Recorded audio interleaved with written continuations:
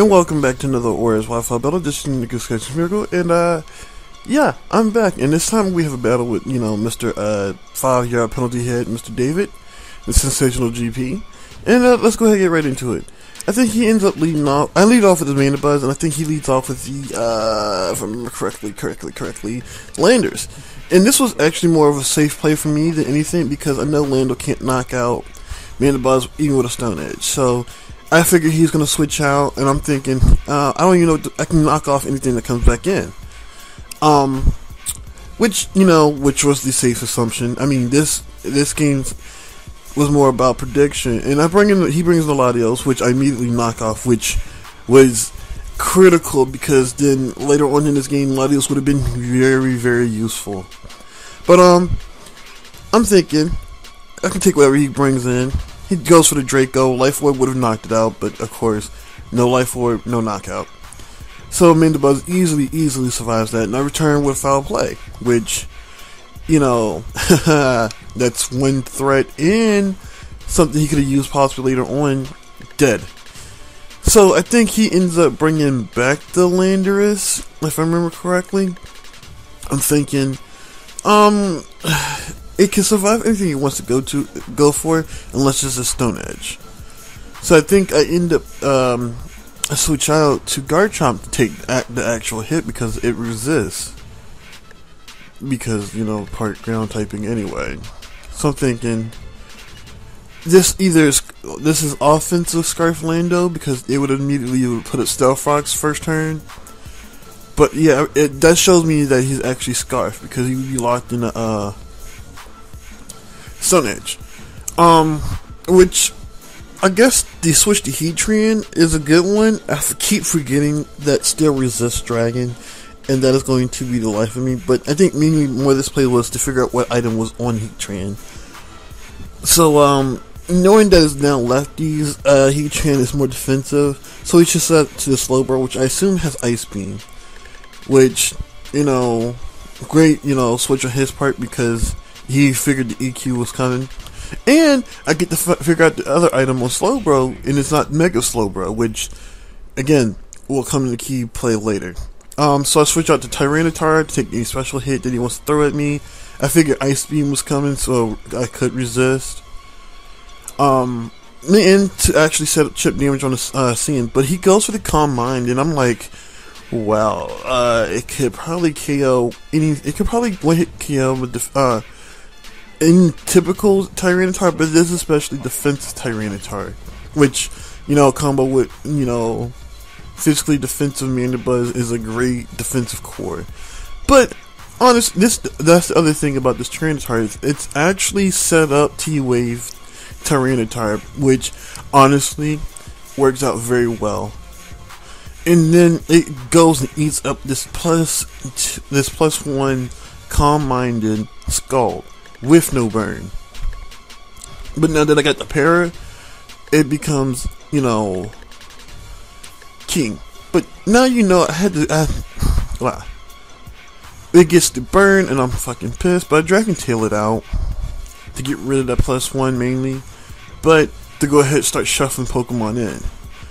So he brings back out this Heatran, which I fear has Earthquake, and I mean, I can survive Lava Plume, which you will see. I get really pissed off about it later. I didn't know what he wanted to do, so I ended up deciding to switch back out to, I think, Mandabuzz. No, I switched out to Thundurus, and mainly because I think this was his rock setup. But he goes for the Lava Plume, and it doesn't even take it well. I'm thinking, well, shit. What do I do here? It doesn't do half, which is, I guess, a good thing in the long run. But I'm predicting he actually switches out and to something to switch out the Landorus, which is why I went for the HP Ice. But miscalculation on my part, very, very bad miscalculation on my part. I'm thinking, so Thundurus is going to be dead anyway. But I'm thinking he might actually prove some use later. So I end up I think I switched him out. Yeah, I switched him out. and I think I go into Garchomp, which I think resists Lava Plume. But David, being David, gets the fucking burn off fucking Lava Plume. Oh my lord, this thing is becoming a pain in my ass. And I misclicked here. I went for Rock Slide instead of Earthquake. He goes for Lava Plume again, and I believe he does kill off Garchomp this turn. No, he doesn't. I think I finally smartened up, and I finally go for EQ. Which, you know, would have been useful 2 turns earlier. But, even with the burn, but it's 4 times, super effective against Heatran anyway. Even with the burn, it dies. So I'm like, I can now let this Garchomp die. It killed off one thing. That's all I asked.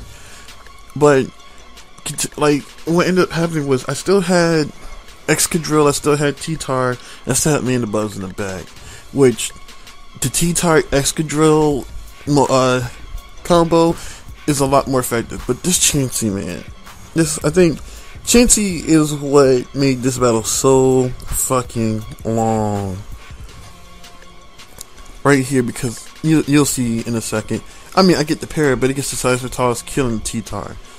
Which, after this, you know, I can easily switch. I can get the free switch into Excadrill. I can set up a Swords Dance, and I can go from there. Even if it pops the Bloom, I'm still faster. So yeah, I go up, set up a Swords Dance. I believe he goes for nothing because he's parried. Haha, bitch. And this is where, you know, he starts catching all these fucking Iron Heads. Bop! 1. Catch a flinch, and he gets flinched. Yep. And I believe he withdraws it for some, like, I believe since he has Natural Cure, and I believe he went to switch in Landers for the simple fact that, to get the Intimidate off, to drop me just a +1, which honestly saved him right here. But, you know, barring non-crit, it was still 2-hit KO'd him. So that's one threat. That's another threat gone in my team. No more Earth Case, no more Stealth Rocks. That, in short, Stealth Rocks would not enter this game at all for either players. But, this is what, you know, Excadrill can do. Parried, Slowbro, does damage. Yeah, and eventually him switching in and out Slowbro kind of stalled this game because of fucking Regenerator. But at the end of the day, I mean, I'm still going to do what I'm going to do. I'll leave switching Mandibuzz because I think I can knock off for super effective and get rid of the leftovers. And the para comes through, thankfully, and I'm like, yes. Yes. So, I think he predicts the knockoff here. It stays in. But either way, Slowbro was going to take the hit because it's physically fucking defensive. Oh no, actually he switches out. I think he switches back into the chance. No, Pidgeot.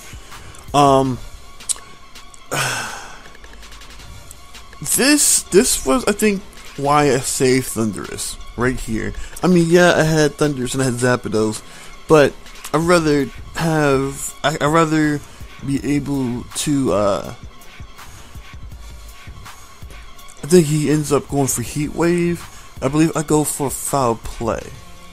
And that just let me know right there, I really cannot take this thing. And he goes for Hurricane, even worse. I think he actually 2-hit KOs me here, yeah. And to 2-hit KO Mandibuzz, it's something, it's weird because Mandibuzz is like bulky as I don't know what. I mean, good lord. Anyway, so yeah, he goes ahead, 2-hit KOs this Mandibuzz. I think that first attack was like mid damage, and I think this one was like max. Because I'm thinking, even if this is, I'm thinking it was because of that. But this is why Stealth Rocks was key in this game. Because if he had Stealth Rocks, this Thundurus would be dead. But it allows me to get a T-Wave off from this Pidgeot, which becomes critical here soon. But because of this, I have 3 Pokemon weak to rocks. And a Volt Switch goes ahead and kills Pidgeot. Well, it doesn't kill it. Oh, yeah, it does kill it. But, I wouldn't be able to switch as much as I did, and switching in this game, I think, ended up costing David the win in the long run, because if he had rocks up, Thunders would be died on impact, and the Pidgeot would have never been parried. So I think I go for Ironhead, trying to get the flinch out, and he survives with I think 5 HP, and that's why it survived. If it had not survived, that Slowbro would have still been parried, but it died. I'm like, fuck you. So he goes ahead and likes his chances there. I think his last Pokemon is still Slowbro, I think, but it's at full HP and not parried. This was the wall I needed to get past for the win. I had this. I think I had Zapdos. Yeah, I still had Zapdos, and I think I had one more Pokemon after this, but I'm not pretty sure. So I guess with this Excadrill now, I think all I could do is try and get much more damage off of it, and I'm thinking maybe 2 Swords Dances. I can at least get it done. Down, because I don't know. I think I got greedy for the second Swords Dance here, and I thought about it afterwards, and I'm thinking, shit, because I should have seen the Scald coming. I really should have. And that is a dead Excadrill. Plume Pop didn't matter. It goes down. So I think at this point, Zapdos should be able to sweep up the game. Actually, I think this is actually our last 2 Pokemon, really, because I think, yeah, after this Volt Switch, I don't switch back. So, but the Scald's not gonna hurt me at all. A plus 1 Scald. I think the most you can hope for is a burn, but he doesn't get it. So Volt Switch actually finishes off the game, and I mean, it was a really good battle. Like we was going back and forth, and I think that would be the end of the game. Zapdos came through. What have I learned? Fuck Slowbro, honestly, because I hate that bitch. Anyway,